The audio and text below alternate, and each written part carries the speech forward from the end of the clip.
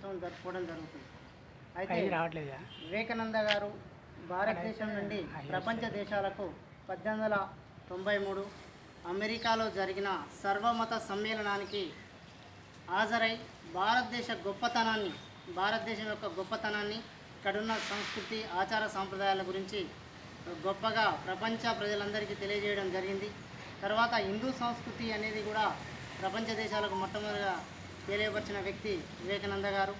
ఈయన చెప్పిన చాలా నిర్వచనాలు, మేల్కో నీ గమ్యం చేరే వరకు పోరాడు, ఏది ఏమైనా కానివ్వు, నీ గమ్యమే లక్ష్యం, ఇనుపకండలు ఉక్కు నరాలు ఇలాంటి వజ్ర సంకల్పంతో ముందుకు పోతే నీ ఆశయం అన్నిటికంటే తక్కువగా ఉంటుందని చాలా సందర్భాల్లో ఈయన తన విశ్వాసాన్ని, యువకులు ప్రపంచానికి కావాల్సింది యువకులు ఏదైనా సాధించగలరు ఒకటి తప్ప అని చెప్పింది కూడా ఈయనే. ఒక విషయంలో తప్ప అన్ని విషయాలు సాధించగలరు.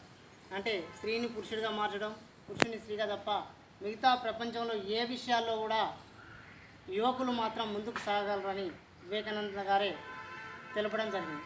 మనకు వివేకానంద గారి యొక్క స్పీచు ప్రపంచ దేశంలో తర్వాత 1900లో ప్యారిస్లో కూడా 1900 సంవత్సరంలో ఫ్రాన్స్ రాజధానిలో కూడా ఈయన రెండోసారి సర్వమత సమ్మేళనంలో పాల్గొని తన భారతదేశ సంస్కృతి సంప్రదాయాలన్నీ కూడా ప్రపంచానికి తెలియజేసిన గొప్ప యువనేత, భారత సంస్కృతిని ప్రపంచానికి తెలియజేసిన గొప్ప నాయకుడు స్వామి వివేకానంద గారు.